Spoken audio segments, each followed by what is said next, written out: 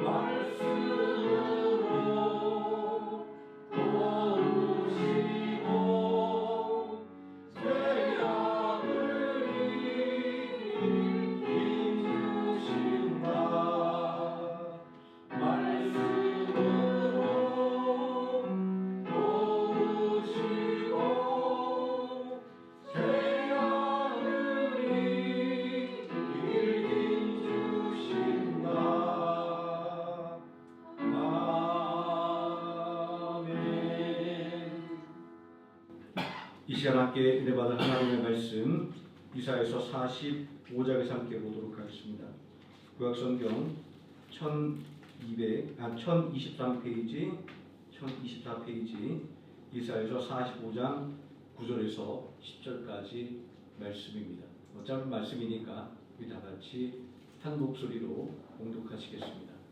질그릇 조각 중 한 조각 같은 자가 자기를 지으신 이와 더불어 다툴진대 화 있을진저 지능이 토기장에게 너는 무엇을 만드느냐 또는 내가 만든 것이 그런 손이 없다 말할 수 있겠느냐. 아버지에게는 무엇을 낳았소 하고 묻고 어머니에게는 무엇을 낳으려고 회사의 수고를 하였소 하고 묻는 자는 화 있을진저. 아멘. 말씀의 은혜 위에 함께 기도하겠습니다. 전능하신 아버지 하나님, 늘 함께 하시며 우리의 길을 이끌으심을 믿고 또한 감사드립니다. 주중에 수요일 귀한 시간도 오늘이 하나님을 만나게 하시며 하나님을 찬양하며 또 하나님의 말씀을 경청하게 불러주셨사오니 이 시간 우리들의 귀를 열어 하나님의 말을 듣게 하시고 우리들의 마음을 열어 깨닫게 하여 주시기를 원합니다. 이 시간 온전히 성령으로 충만하게 하셔서 하나님의 영광이 넘치며 하나님의 은혜가 넘치는 귀한 예배의 시간으로 인도하여 주시옵소서. 예수님의 이름으로 기도드립니다. 아멘.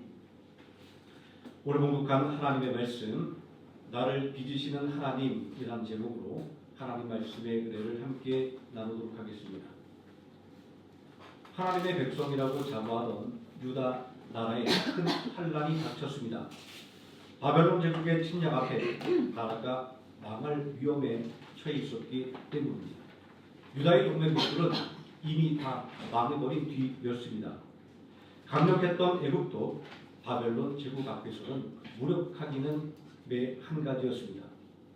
하나님을 거역한 유다 백성들에게 심판을 선포하는 사명을 받은 예레미야에게 한 가지 의문이 생겼습니다. 하나님께서 선택한 민족에게 왜 이러한 혼란이 닥쳤는가 하는 것이었습니다. 왜 하나님께서는 당신의 백성을 고통 중에 방치하고 있는가 하는 생각이었습니다. 예레미야는 하나님께서 당신의 백성의 고통을 외면하고 있다는 생각을 떨쳐 버릴 수가 없었습니다. 그러던 어느 날 하나님께서 두려움과 의심에 사로잡혀 고민하는 예레미야를 부르셨습니다. 너는 일어나 토기장의 집으로 내려가라. 토기장의 집에 도착한 예레미야는 토기장이가 농로에서 그릇을 만드는 장면을 보게 되었습니다. 이 농로는 도자기나 그릇을 만들 때 사용되는 나무로 만든 회전판입니다. 토기장에는 그릇을 만들다가 흠이 생기거나 찌그러진 곳이 생기면 만든 그릇을 뭉개버리고 다시 만들었습니다. 우리 생각에 조금 흠집 좀 있으면 어때? 좀 찌그러졌으면 어때? 라고 생각하겠지만 토기장에는 완벽한 그릇을 만들기 위해 지금까지 만들던 작업을 뭉개버리고 다시 만드는 것입니다. 심지어는 부르고 완성한 그릇이라도 마음에 들지 않으면 과감하게 부숴버리는 것이 토기장입니다. 자신의 마음에 드는 좋은 그릇을 만들려고 하는 것이 토기장의 마음이었습니다.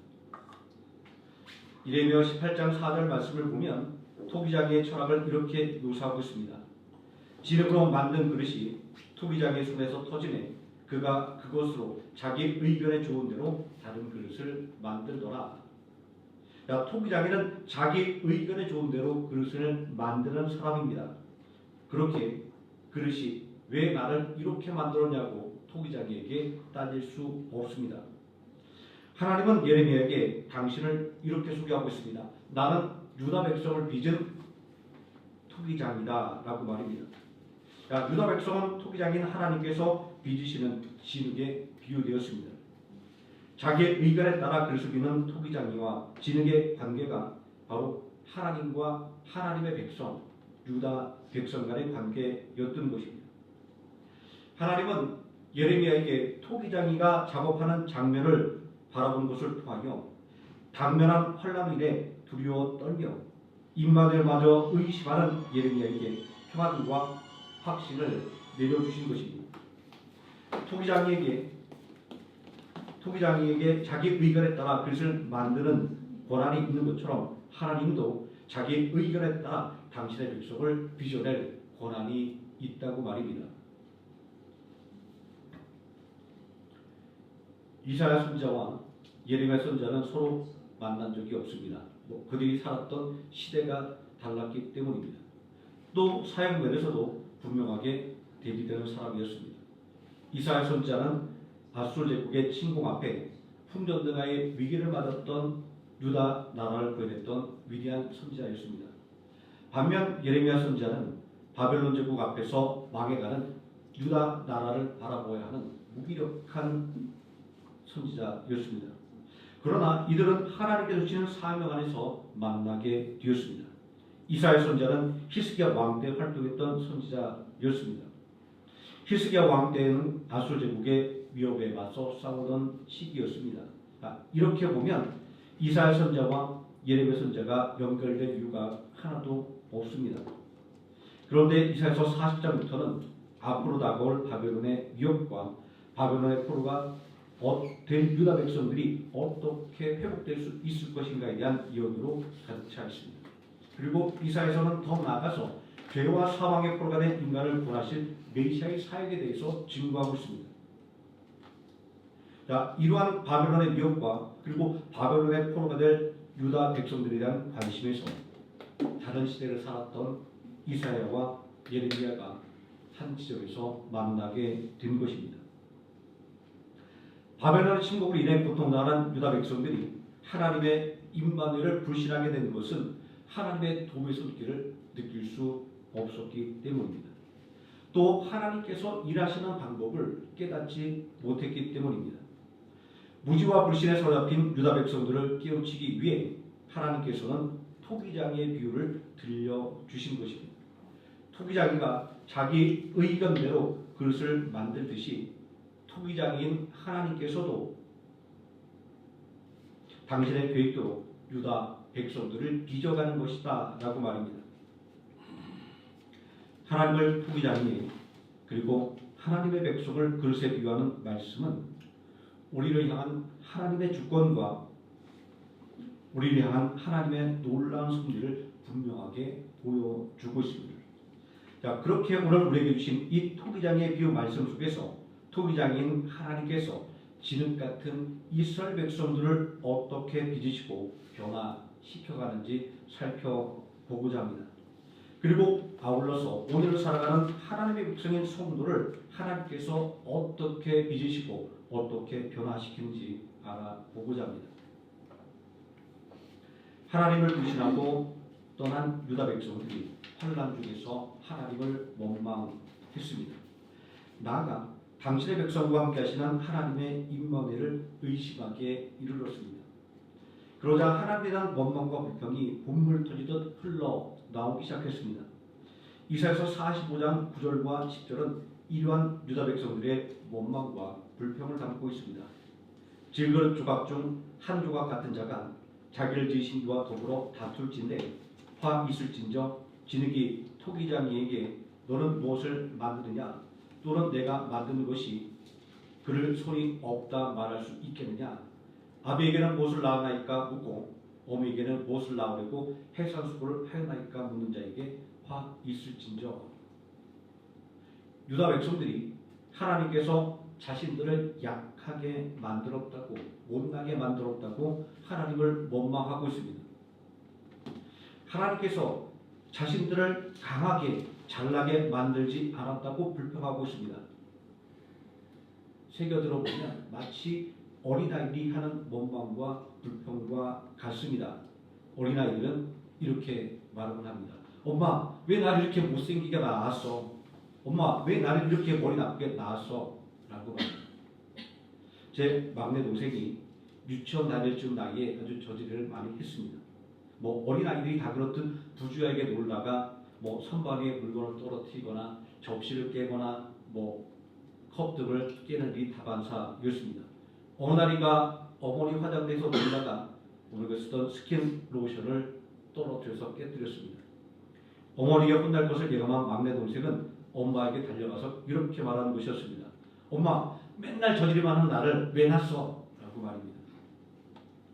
역사적으로 이스라엘 민족은 주변 강대들의 힘에 의해서 좌지우지되는 열악한 나라였습니다. 마치 토기장의 손에 있는 진흙처럼 이리저리 이겨지는 역사를 경험해야만 했습니다. 그들의 조상은 애굽 땅에서 비참한 노예가 되는 비극을 경험했습니다. 그리고 이제는 바벨론 제국의 무력 아래에서 포로 생활을 해야만 했습니다. 인간적으로 너무 비극적인 상황입니다. 하지만 이러한 비극이 단순히 하나님을 거역한 징계 때문에 주어진 것만은 아니었습니다. 하나님은 토기장이처럼 당신의 마음에 드는 백성을 만들고 싶으셨습니다. 그렇게 이 모든 상황 속에서 하나님께서는 이스라엘 민족을 새롭게 빚어내려는 계획을 갖고 계셨던 것입니다. 그렇게 토기장의 비유는 과거 이스라엘 백성들에게 한정된 이야기가 아니라 어제도 오늘도 그리고 내일도 언제나 당신의 백성을 새롭게 빚어내려고 하시는 하나님의 계획에 관한 이야기입니다. 하나님은 전능한 토기장이며 이스라엘은 연약한 진흙입니다.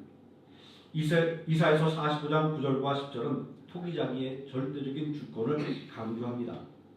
진흙이 토기장에게 무엇을 만드냐고 묻거나 내가 만든 것이 그런 손이 없다 말할 수 없듯이 피조물인 우리가 창조주 하나님께 우리의 존재나 우리의 삶의 방향에 대해서 의문을 제기하거나 불평하는 것이 합당하지 않다라는 것입니다. 여기서 말하고 있는 손이 없다고 하는 말은 실력이 형편없다라는 말로 의역할 수 있습니다. 이스라엘 백성들이 이렇게 말하는 거죠. 하나님께서 능력이 없어서 우리를 이렇게 약하고 못나게 만드신 것이 아니냐라는 의미로 읽어볼 수도 있습니다. 진흙이 토기장에게 나를 왜 이렇게 만들었냐고 불평할 수 없듯이 피조물인 우리도 창조주 하나님께 왜 나를 요 모양 요 꼴로 만들었냐고 불평할 수 없다는 말씀입니다. 그럼에도 불구하고 우리는 하나님을 원망하고 불평할 때가 많이 있습니다. 우리는 하나님의 주권을 강조하는 토기장의 기호 속에서 이스라엘 민족이 하나님을 어떻게 생각하고 어떻게 대했는지를 알 수 있습니다. 또 우리가 하나님을 어떻게 생각하고 어떻게 대하고 있는지도 알 수 있습니다. 이스라엘 백성들은 하나님의 택하심을 자랑했지만 생활 속에서는 끊임없이 하나님을 거역하고 불순종했습니다. 애굽의 노예 생활에서 고통받던 이스라엘 민족을 하나님께서 해방시켜 주셨을 때 이스라엘 민족은 출애굽의 은혜를 찬양했습니다. 그러나 기업으로 약속된 가나안 땅으로 가는 길에서는 끊임없이 불평하며 하나님을 시험했습니다. 은혜를 악으로 갚는다는 속담이 이스라엘 민족에게 딱 들어맞는 말이었습니다. 이러한 이스라엘 민족의 배은망덕한 모습을 본다면 광야의 척박함이 이스라엘 민족을 힘들게 만들었던 것이 아니라 오히려 이 광야보다 거칠었던 이스라엘 백성들의 마음이 이스라엘 민족을 더 힘들게 만들었던 것입니다. 오늘을 살아가는 우리를 힘들게 만드는 것은 무엇입니까? 견디기 힘든 고난입니까? 아니면 하나님의 은혜를 잊어버린 거칠고 황량한 마음입니까? 유다 나라가 바벨론 제국의 위협을 받을 때는 자신들의 죄악으로 인해 당하는 고통을 이해하지 못하고 하나님을 원망했습니다. 자, 이러한 유다 백성들의 상황이 예레미야 44장 16절에서 18절에 고스란히 담겨 있습니다. 내가 여호와 이름으로 우리에게 하는 말을 우리가 듣지 아니하고 우리 입에서 낸 모든 말을 반드시 실행하여 우리가 본래 하는 것 곧 우리와 우리 선조와 우리 왕들과 우리 보관들이 유다 성읍들과 예루살렘 거리에서 하던 대로 하늘의 여왕에게 분향하고 그 앞에 전제를 드리리라. 그때에는 우리가 먹을 것이 풍부하며 복을 받고 재난을 나가지 아니하였더니 우리가 하늘의 여왕에게 분향하고 그 앞에 전제드리던 것을 피한 후부터는 모든 것이 궁핍하고 칼과 기근의 멸망을 당하였느니라. 장황하고 긴 변명이지만 한마디로 정리하면 우리가 하나님을 믿지 않았을 때 살기 더 좋았어 라는 말입니다. 이러한 이스라엘 백성들의 태도와 대답이 아주 낯익지 않습니까? 출애굽한 이스라엘 백성들이 광야에서 했던 말이 이런 말이었습니다. 민수기 11장 5절 말씀에 보게 되면 광야 생활의 실주를 느낀 이스라엘 백성들이 이렇게 하나님을 원망하고 있습니다. 우리가 애굽에 있을 때에는 값없이 생선과 오이와 참외와 부추와 파와 마늘을 먹은 것이 생각나거늘. 자, 이 말은 우리가 애굽에서 노예 생활하던 때가 더 좋았어 라는 말과 같은 말입니다. 자, 이런 생각과 원망이 쌓였을 때 마침내 이스라엘 백성들은 우리가 한 장관을 세워 애굽으로 돌아가자라고 외치게 이르렀습니다. 이스라엘 민족의 역사는 주변 나라들의 힘에 의해 운명이 좌우되는 연약한 진흙과 같았습니다. 이스라엘 민족이 미처 쫓아내지 못했던 가나안 민족들이 가시가 되어 이스라엘 민족의 옆구리를 찔렀습니다. 애국과 아람과 아수르와 바벨론 제국이 이스라엘 민족을 억압했습니다. 이스라엘 민족은 이스라엘 둘러싼 거대한 세력들의 틈바구니 안에서 흔들리고 깨어지는 경험을 반복했습니다. 인간적으로 바라볼 때 소망이 없는 민족인 것입니다. 하지만 하나님께서는 이스라엘 백성들이 약하다고 무시하지 않았습니다. 그들이 하나님을 거역한다고 해서 버리지 않았습니다. 오히려 그들을 진흙으로 자기 의견에 맞는 그릇으로 빚고자 하는 토기장의 마음을 갖고 바라보셨습니다. 이스라엘 민족의 약함도 강함도 그들의 모든 생각과 행동이 하나님의 섭리 안에 있었던 것입니다. 이스라엘 민족이 당한 고난과 어려움까지도 하나님께서는 이스라엘 민족을 당신의 마음에 맞도록 빚으시는 기회로 사용하신 것입니다. 때로는 이해하기 어려운 고난이나 어려움 속에서도 하나님께서는 이스라엘 백성들을 통해 이루고자 하시는 더 큰 선한 계획을 갖고 계셨던 것입니다.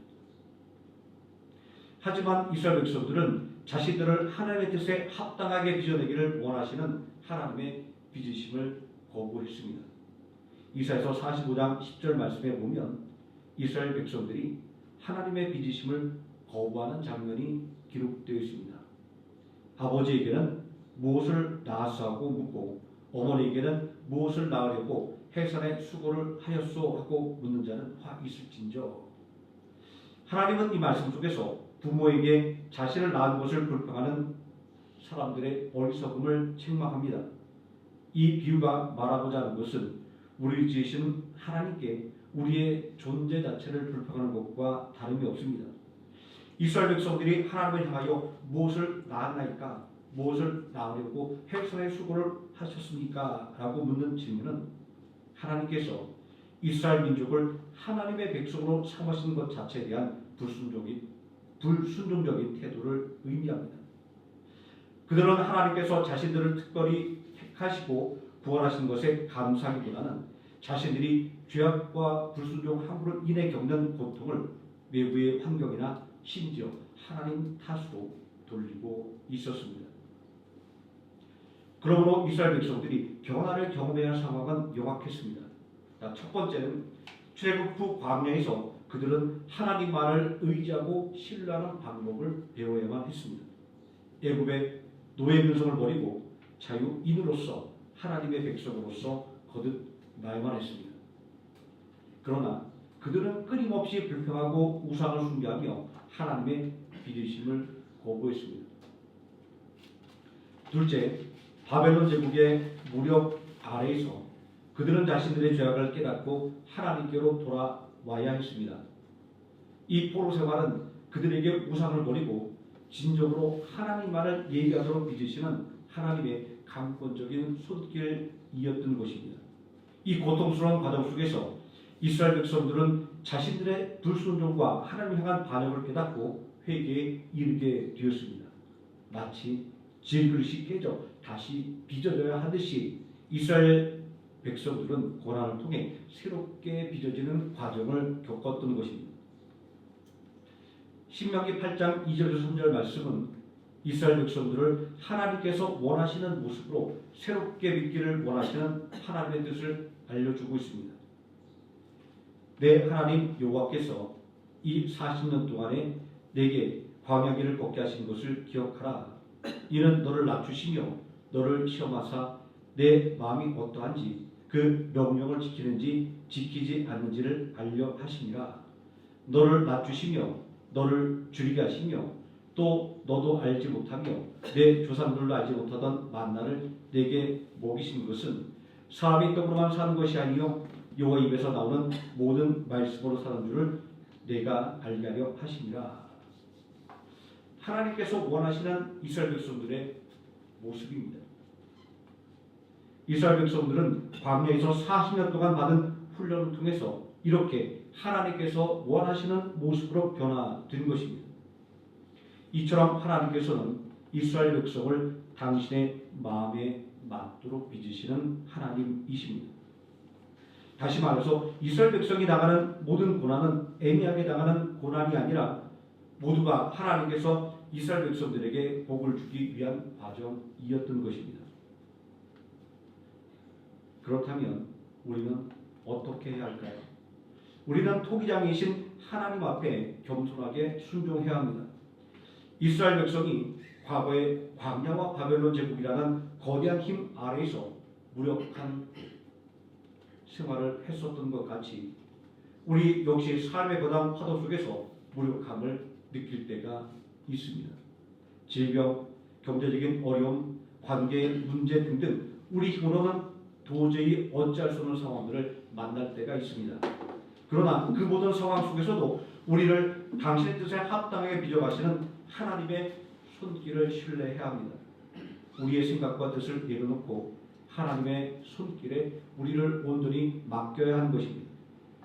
하나님께서는 우리의 필요를 아시고 또 우리에게 가장 좋은 것이 무엇인지를 아시며 또 우리를 통해서 하나님의 영광을 드러내기를 원하시는 분입니다.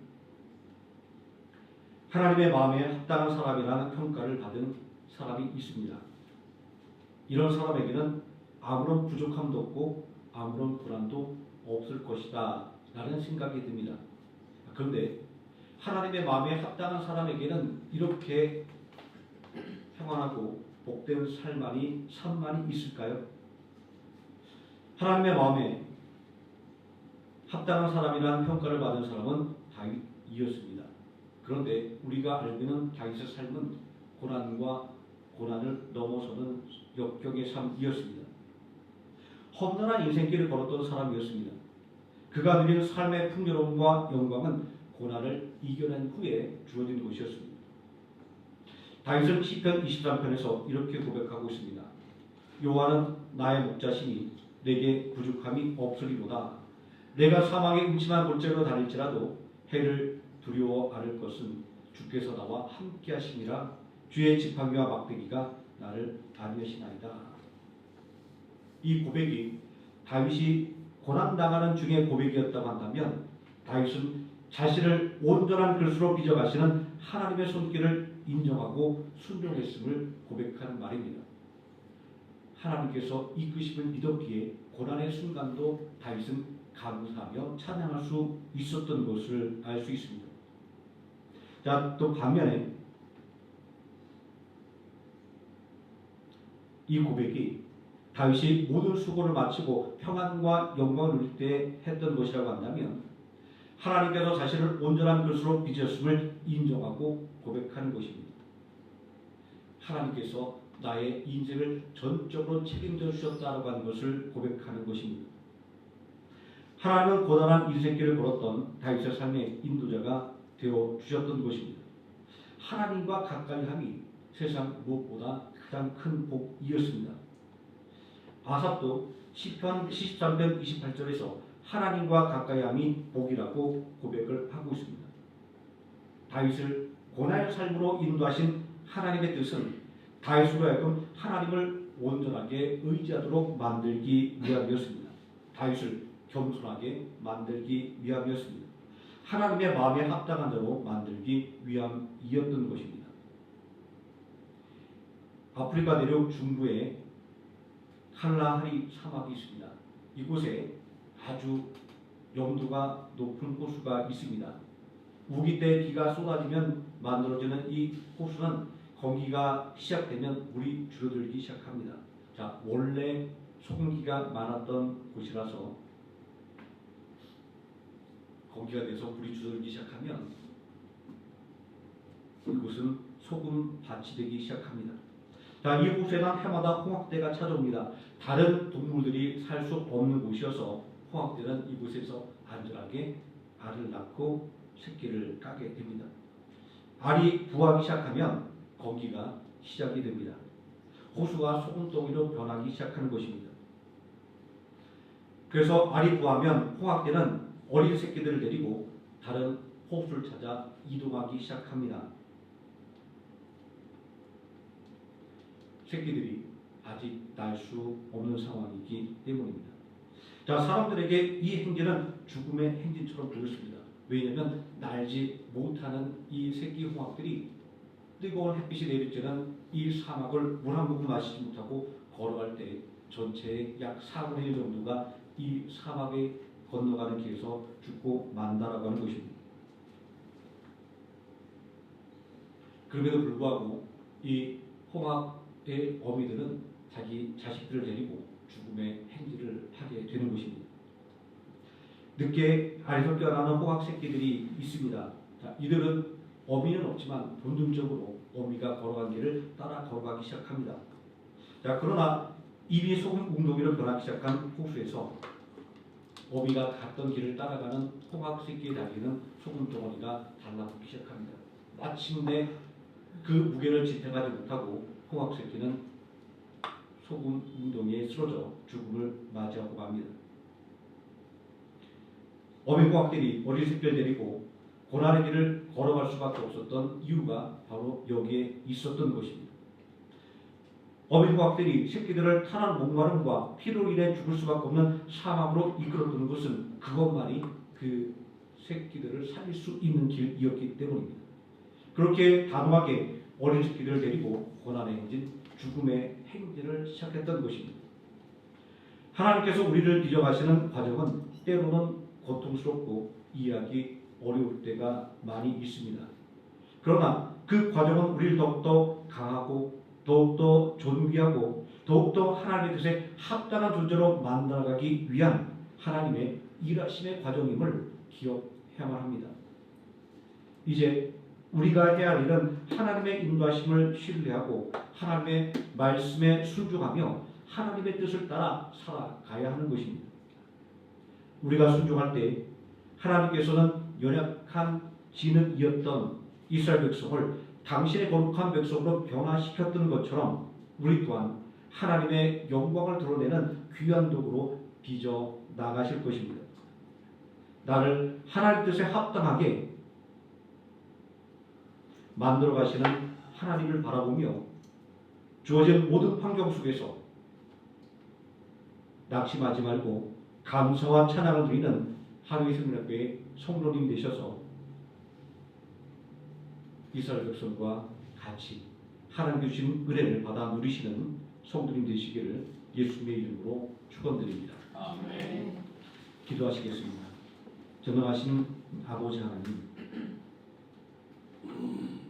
하나님의 은혜를 망각하고 하나님의 손길을 부인하고 하나님에게 오히려 원망과 불평을 했던 이스라엘 백성들을 봅니다.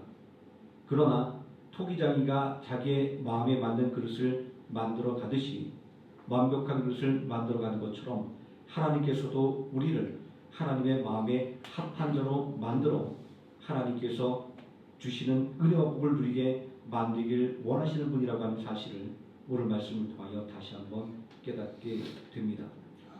오늘 우리에게 주어지는 모든 삶의 길이 고단하고 힘들지라도 이 모든 것들이 애매하게 당하는 고난이 아니라 하나님께서 우리를 온전하게 만드셔서 복 주시기를 원하시는 하나님께서 우리를 빚어가는 과정이라고 하는 것을 마음속에 새기게 주시기를 원합니다. 그리하여 원망을 뒤로하고 주어진 모든 상황 속에서 나를 온전한 사람으로 빚어가시는 그 하나님의 손길을 인정하며 찬양하며 감사하며 살아가게 하여 주시옵소서. 예수님의 이름으로 기도드립니다. 아멘. 찬송가 192장 찬송하시겠습니다.